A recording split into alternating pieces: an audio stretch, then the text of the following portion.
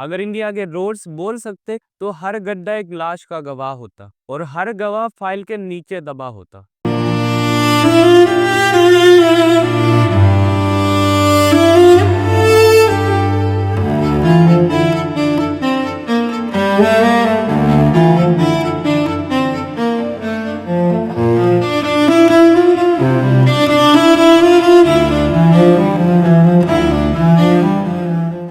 अब इसका अंदाजा आप इसी बात से लगा सकते हो कि अगर इंडिया में अब कोई भी बाइक, कार या इवन टायर की एडवर्टाइजमेंट आती है तो उसमें ये दिखाया जाता है कि उनकी बाइक, कार या टायर की कितनी अच्छी क्वालिटी है, कि वो आपको खराब रास्ते और गड्ढों में भी अच्छी परफॉर्मेंस और सेफ्टी प्रोवाइड करेंगे। क्योंकि इंडिया में खराब रोड्स की वजह से व्हीकल ऑपरेटिंग कॉस्ट लगभग 20,000 तक बढ़ चुका है। यानी हर साल खराब रोड की वजह से व्हीकल की लाइफ कम होती जा रही है, फ्यूल कंजम्पशन ज़्यादा होता है और उसकी रिपेयरिंग और मेंटेनेंस तो अलग से। लेकिन बात सिर्फ यही खत्म नहीं हो जाती, बल्कि ये तो सिर्फ शुरुआत है।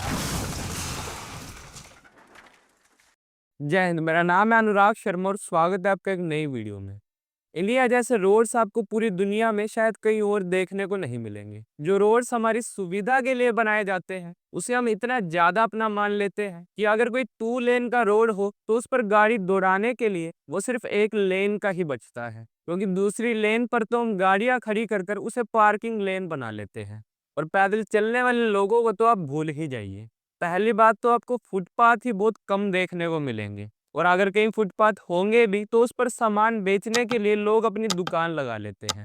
शायद यही कारण भी है जो इंडिया में गाड़ी चलाना सीख ले वो फिर दुनिया के किसी भी कोने में गाड़ी चला सकता है, क्योंकि उसे हर तरह के ऑब्स्टेकल को हैंडल करने की आदत हो चुकी होती है। लेकिन आपको इंडिया में गाड़ी चलाते हुए कितना ही एक्सपीरियंस क्यों ना हो जाए, लेकिन आप कभी भी इंडिया के रोड्स और इस सो कॉल्ड सिस्टम से नहीं जीत सकते।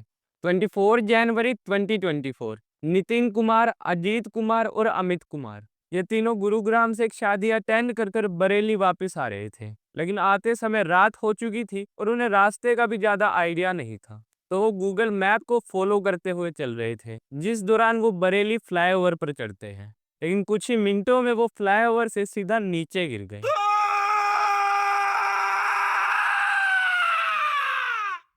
क्योंकि वो फ्लाईओवर कंप्लीट ही नहीं हुआ था और वो लोग फ्लाईओवर के पीक पर पहुंचकर वहां से सीधा नीचे गिर गए। अब यहाँ गलती गाड़ी चलाने वाले या गूगल मैप की नहीं है, बल्कि फ्लाईओवर बनाने वालों की है, जिन्होंने कोई भी सेफ्टी मेजर्स ना लेते हुए फ्लाईओवर की स्टार्टिंग में ही बैरिकेड लगाकर उसे ब्लॉक नहीं किया, जिस कारण वो गाड़ी रात के अंधेरे में उस इनकम्प्लीट फ्लाईओवर पर चढ़कर वहां से सीधा नीचे गिर गई, जिसमें 3 मासूम लोगों को अपनी जान गंवानी पड़ी। अगर वहां प्रॉपर सेफ्टी मेजर्स लेते हुए बैरिकेड्स लगाकर रास्ता ब्लॉक कर दिया जाता तो शायद ये हादसा ना होता और ना ही उन तीनों की जान जाती। अब अगर आप ये सोच रहे हैं कि चलो एटलीस्ट अब इस इंसिडेंट के बाद ही सही प्रशासन की आंखें तो खुली होगी और इन फ्यूचर ऐसा इंसिडेंट ना हो इस बात का ध्यान रखा गया होगा, तो आप बिल्कुल गलत सोच रहे हैं।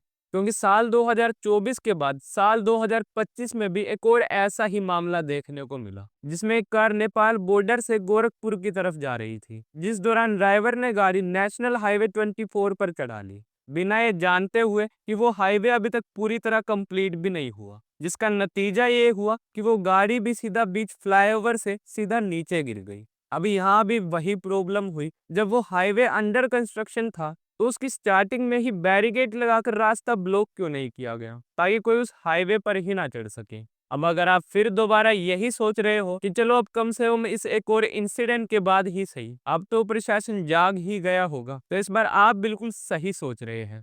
मुंबई में रिसेंटली अभी मीरा से बंदर जाने वाला एक नया फ्लाईओवर बनाया गया है, जिसमें इस बात का बिल्कुल अच्छे से ध्यान रखा गया है कि आगे जब रास्ता नहीं है तो उसे प्रॉपर सीमेंटेड बैरिकेडिंग लगाकर बंद किया जाए, ताकि कोई फ्लाईओवर से गिरकर तो ना मरे। भले ही उस फ्लाईओवर पर चलने वाली तेज रफ्तार गाड़ियां उस बैरिकेडिंग से टकराकर लोग अपनी जान गंवा दे। दरअसल हुआ क्या कि मुंबई में मीरा से बंदर जाने वाला एक नया फ्लाईओवर बनाया गया है, जो कि शुरू तो 4 लेन से होता है, लेकिन बीच रास्ते में ही ये फ्लाईओवर सीधा 2 लेन का हो जाता है, वो भी शार्पली सीधा 90 डिग्री के एंगल पे, जिस पर MMRDA का ये कहना है कि ऐसा इसीलिए किया गया है क्योंकि फ्यूचर में इसे पूरा 4 लेन का ही बनाया जाएगा। यानी ये फ्लाईओवर गाड़ियों के चलने के लिए तो रेडी हो चुका है, लेकिन इन फ्यूचर इसे अभी पूरा 4 लेन का बनाया जाएगा, तब तक गाड़ियां फ्लाईओवर से सीधा नीचे ना गिर जाए, तो उनकी सेफ्टी का ध्यान रखते हुए सीधा शार्प 90 डिग्री का कट दिया गया है। लेकिन ये कट सीधा 90 डिग्री एंगल के बजाय कर्व भी तो किया जा सकता था, ताकि एक्सीडेंट होने का खतरा कम हो सके। हालांकि ये फ्लाईओवर अभी तक ओपन नहीं हुआ, लेकिन कुछ ही दिनों में ये खुलने वाला है, जिस पर चलने वाले लोगों को जान का खतरा हो सकता है। वैसे हमारे देश का एक लौता अजूबा नहीं है, ऐसे कई सारे अजूबे आपको हमारे देश में देखने को मिलेंगे।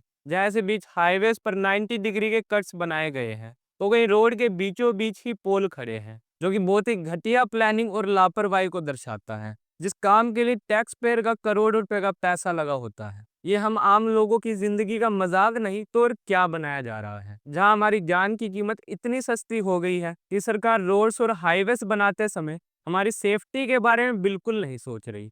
देखो, इस बात में तो कोई डाउट नहीं है कि मोदी सरकार देश के इंफ्रास्ट्रक्चर और रोड्स और हाईवेज को बनाने में काफी पैसा खर्च कर रही है। पहले से ज्यादा और तेज रफ्तार से रोड्स बनाई जा रही है, जो कि बहुत ही अच्छी बात है और हमें उस पर गर्व भी है। लेकिन उन रोड्स और हाईवेज को मेंटेन करने का काम किसका है? अगर कोई भी फ्लाईओवर अंडर कंस्ट्रक्शन है, तो उसे प्रॉपर बैरिगेटिंग लगाकर उसे बंद करने की जिम्मेदारी किसकी है? जब सरकार इतने किलोमीटर लंबे रोड्स और हाईवेज बनाकर तारीफ बटोरती है, तो जब खराब डिजाइन और प्रॉपर बैरिगेटिंग ना होने की वजह से आम नागरिकों की जान जाती है, तो हमें इस पर सरकार को क्रिटिसाइज भी करना चाहिए और उन्हें सुनना भी पड़ेगा।